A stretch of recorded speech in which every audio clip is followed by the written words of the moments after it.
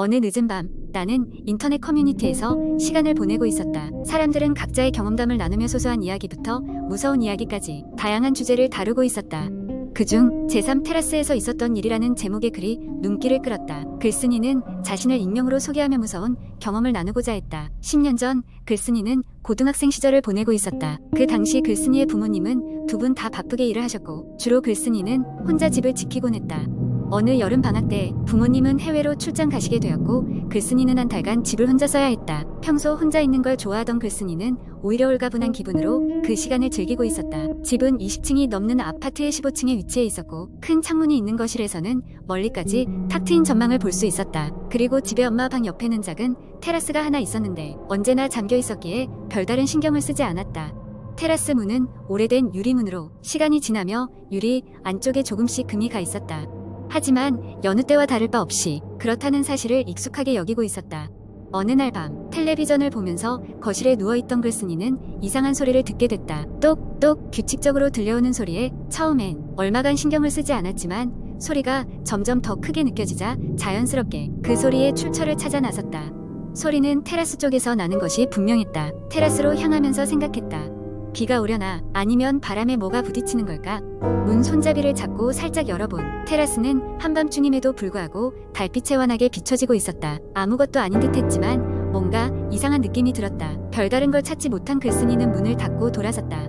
얼마 지나지 않아 다시 그 똑똑 소리가 들렸고 이번엔 조금 더 가까이서 들리는 듯 했다. 불안한 마음에 글쓴이는 폰으로 친구에게 전화를 걸어 상담을 요청했다. 친구는 대수롭지 않게 여겼지만 글쓴이의 마음은 쉽게 놓아지지 않았다. 식은땀이 약간 배어나오고 있었다. 그날 밤 잠자리에 든 글쓴이는 뭔지 모를 불안감에 자주 눈을 떴다. 빗소리에 잠에서 깬 줄 알았던 글쓴이는 갑자기 깨달았다. 그것은 빗소리가 아닌 익숙하게 들어온 그 똑똑 소리였다. 점점 더 가까워지는 것만 같던 그 소리에서 무언가 잘못됐다는 걸 직감했다. 다시 테라스로 다가간 글쓴이 망유리문을 열려던 찰나 그 앞에 뭔가 있음을 느꼈다. 가느다란 실루엣이 유리문 너머로 아른거렸다. 등골이 오싹해진 글쓴이는 온몸이 얼어붙은 듯 움직일 수 없었다. 한참을 그렇게 서 있다가 다시 눈을 떴을 땐 아무것도 보이지 않았다. 겨우 마음을 가라앉히고 그 자리를 벗어나 글쓴이는 그날 밤 잠을 이루지 못했다. 그 후로 며칠간 동일한 소리가 계속해서 들려왔고 글쓴이는 점점 더 불안에 떠는 날들을 보내야 했다. 그러던 어느 날 학교에서 피곤한 하루를 보내고 돌아온 글쓴이는 졸음 속에 무방비 상태로 잠들게 되었고 여느 때처럼 어김없이 소리에 깨어났다. 이번엔 문득 큰 결심을 하고 테라스 문을 단단히 잠갔다. 그리곤 며칠이 지나고 부모님이 집으로 돌아왔을 때의 일이었다. 쓰러진 유리문과 누군가 있었던 듯한 흔적들이 테라스를 뒤덮고 있었다.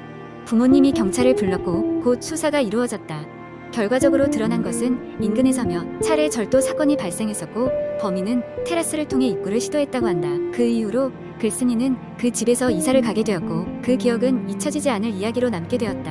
인터넷 커뮤니티에는 여전히 그 글이 남아있다. 그리고 나는 한동안 내 방창 밖에서 들리는 어떤 소리에도 쉽게 잠들 수 없었다. 혹시 이 이야기의 뒷이야기가 궁금한 사람들이 있다면 댓글로 남겨주길 바란다. 때로는 무언가를 알고 싶지 않을 때도 있는 법이니. 두 번째 이야기. 어느 작은 시골 마을에 젊은 부부가 살고 있었다. 그들은 도시의 번잡함을 떠나 고요한 환경에서 새로운 삶을 시작하기 위해 이곳으로 이주했다. 그들이 도착한 첫날 밤 마을 사람들은 그들에게 이 집에 대한 이상한 소문을 경고했다. 몇 년 전 이 집에서 살던 가족이 흔적도 없이 사라졌다는 것이다. 하지만 부부는 그런 이야기에 신경 쓰지 않았다. 바쁜 일정을 떠나 여유로운 삶을 시작하게 되었다는 기대감이 그들의 생각을 가득 채웠다. 그런데 그날 밤 첫 번째 이상한 사건이 일어났다. 잠이 들려던 찰나 부부는 거실에서 이상한 노랫소리가 들리는 것을 느꼈다. 그들은 서로를 쳐다보며 누군가 장난치는 것이라 생각하고 넘겼지만 그 소리는 점점 커져갔다. 결국 남편은 불안감에 거실로 나갔다. 하지만 소리는 점차 사라졌고 거실에는 아무도 없었다. 이상함을 느꼈지만 그들은 피곤함에 그저 잠자리에 들었다. 다음 날 아침 부부는 이상한 꿈을 꿨다는 것을 알게 되었다. 꿈속에서 그들은 낡고 오래된 집에 갇혀있는 자신을 보았다. 집은 점점 무너져 내렸고 그들은 필사적으로 탈출하려 했지만 끝내 실패했다. 두 사람 모두 같은 꿈을 꾸었다는 사실에 소름이 돋았지만 우연이라고 치부하고 넘겼다. 며칠 뒤 그 소리와 꿈은 반복되었다. 그들은 점점 두려움에 사로잡히기 시작했다. 남편은 집을 조사하기로 결심하고 마을 사람들에게 소문의 진상을 묻기 시작했다. 마을의 한 노인은 그에게 이 집에 얽힌 이야기를 들려주었다. 오래전 이 집에는 5명의 가족이 살았다. 그러나 어느 날 그 가족은 모두 실종되었고 이후로 이 집에서는 이상한 소리와 함께 사람들의 악몽이 시작되었다는 것이었다. 그 소리의 정체를 알아내겠다고 다짐한 부부는 밤마다 소리가 나는 방향을 따라갔고 마침내 지하로 통하는 문을 발견했다. 그 문 안에는 녹슨 철문으로 닫힌 비밀의 방이 있었다. 부부는 숨을 고르고 철문을 열었다. 그 안에는 낡고 퇴색된 여러 개의 사진들이 있었다. 사진 속에는 사라진 가족들의 모습이 담겨 있었다. 그들이 서 있는 배경은 이상하게도 바로 지금 부부가 있는 집과 똑같았다. 남편은 사진 중 한 장을 발견하고 동결되었다. 그곳에 찍힌 사람 중 한 명이 정확히 아내의 모습과 같았던 것이다.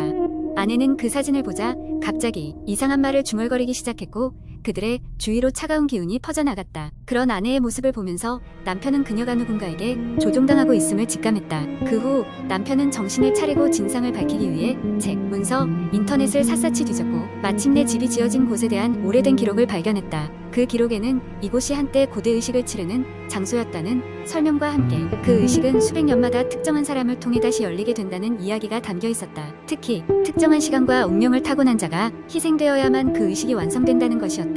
그들이 이사온 시기가 그 특정한 시간과 맞아떨어졌던 것이다. 남편은 급히 아내를 데리고 그 집을 떠날 결심을 했다. 하지만 집은 그들을 놓아주지 않았다. 문은 의지와 상관없이 잠기고 창문은 열리지 않았다. 그들은 이 악몽에서 탈출하기 위해 서로를 붙잡고 기도했다. 그때 마을의 노인이 집에 찾아왔다. 노인은 그들에게 집을 소각해야만 이 모든 악몽에서 벗어날 수 있다고 조언했다. 하지만 그럴 경우 집 안에 있는 영혼들과 함께 자신들도 위험에 처할 수 있음을 경고했다. 결국 부부는 마지막 힘을 다해 탈출하기로 결심했다. 그들은 기름을 줄줄이 부어놓고 마지막으로 서로의 손을 꼭 잡은 후 불을 붙였다. 강한 불길 속에서 처음으로 두 사람은 진정한 평안함을 느꼈다. 다시 마을은 평화로운 고요함을 되찾았다. 그 후로 아무도 그 집의 털을 넘보지 않았고 부부의 이야기는 사람들의 입을 통해 공포의 전설로 전해지게 되었다. 세 번째 이야기. 오래된 아파트 단지에 이사온 지 얼마 되지 않은 새내기 대학생 민수는 매일 밤 이상한 소리에 잠을 설쳤다. 소리는 밤 12시가 넘으면 어김없이 찾아왔고 그 소리는 부엌 쪽에서 희미하게 들려오는 낮고 거친 숨소리처럼 들렸다. 처음 며칠은 피곤함에 지쳐 그냥 무시하고 잠에 들었지만 매일 밤 같은 시간에 반복되는 소리에 결국 그의 신경은 곤두서게 되었다. 어느 날 밤 민수는 용기를 내어 소리가 나는 방향으로 조심스럽게 다가갔다. 부엌 불을 켜는 순간 소리는 뚝 그치고 아무것도 이상한 것은 보이지 않았다. 아, 꿈을 꿨나? 민수는 스스로에게 그렇게 말하며 안도했다. 하지만 바로 그때 그의 등 뒤에서 누군가의 목소리가 들렸다. 여기서 뭐해? 뒤돌아본 민수는 아무도 없다는 것을 확인하고는 등줄기가 오싹해졌다. 다음날 민수는 이상한 소리에 대해 친구들에게 털어놓았다. 친구들은 농담처럼 그 아파트가 오래된 것이라며 아마 쥐나 바람소리일 것이라는 얘기로 민수를 달랬다. 하지만 친구 중 한 명은 그 아파트에 대해 알고 있는 무서운 이야기를 들려주었다. 그 아파트 304호에는 과거 한 가족이 살았는데 한밤중에 가족 모두가 사라진 사건이 있었다는 것이었다. 단서는 전혀 남지 않았고 그 방은 오랫동안 공실로 남아 있었다는 기이한 이야기였다. 하지만 민수가 산 곳은 404호였다. 이야기를 듣고도 민수는 자신의 집과는 상관없다고 생각하며 친구의 이야기를 대수롭지 않게 넘겼다. 그러나 그날 밤 소리는 더욱 분명해졌고 마치 누군가 그의 이름을 부르는 것처럼 민수야, 민수야 라고 속삭였다. 귀에 물이라도 들어간 것처럼 우문거리는 소리에 깜짝 놀란 민수는 얼른 조명을 켰지만 역시 아무것도 없었다. 심장이 미친 듯이 뛰었지만 그는 온 집안을 샅샅이 뒤진 끝에 자신이 쓴 방에서 어딘가 이상한 패턴이 벽지 안쪽에 새겨져 있는 것을 발견했다. 그것은 어떤 이상한 나선형 문양이었는데 정확히 그 모양은 지도를 가리키고 있는 듯했다. 지도상의 장소는 바로 아파트 단지 내의 오래된 놀이터였다. 다음날 민수는 주위에 호기심 많은 친구들을 불러서 함께 그 장소로 향했다. 놀이터는 오랫동안 방치된 듯 녹슨 그네와 낡은 미끄럼틀만이 썰렁하게 서 있었다. 친구들과 함께 민수는 벽지의 문양을 살펴보고 놀이터를 탐색하기 시작했다. 그들은 이내 세월이 흘러 콩나물 시루처럼 변해버린 회전목마 밑에 묻혀 있는 낡은 상자를 발견했다. 상자 안에는 낡고 바랜 사진몇, 장과 일기장 한 권이 들어있었다. 그것들은 분명히 그 예전 가족의 것이었다. 일기에는 이해할 수 없는 기괴한 글과 그림들이 가득 차 있었다. 일기의 마지막 페이지에는 절대 닫힌 문을 열지 마라. 우리가 돌아가려고 할 것이다 라는 불길한 문구가 적혀 있었다. 그날 밤 민수는 친구들과 일기 내용을 해석해 보기로 했다. 그는 인터넷을 뒤져 문양과 문구의 의미를 찾으려 했지만 뚜렷한 해답을 찾지 못했다. 그런데도 그는 점점 더 큰 두려움에 사로잡혔다. 그런 그날 그의 꿈속에서는 낯선 가족이 나타났다. 그들은 민수에게 손을 뻗으며 무언가를 간절히 이야기하려 했지만 무슨 말인지 들리지 않았다. 그러다 모두가 갑자기 그림자처럼 사라지며 깨어난 민수는 온몸이 식은 땀으로 젖어 있었다. 그러던 어느 날 소리는 더 이상 들리지 않았고 민수는 다시 평화로운 밤을 보낼 수 있었다. 하지만 그는 직감적으로 무언가 해결되지 않은 것이 있다고 느꼈다. 그러다가 마침내 결정적인 해답을 찾기 위해 그가 꿈속에서 봤던 그 낯선 가족의 모습을 떠올리며 심리치료사를 찾아갔다. 치료사는 민수의 얘기를 듣고는 종종 우리는 무의식 속에서 어떤 수수께끼를 풀어야만 새로운 단계로 나아갈 수 있습니다.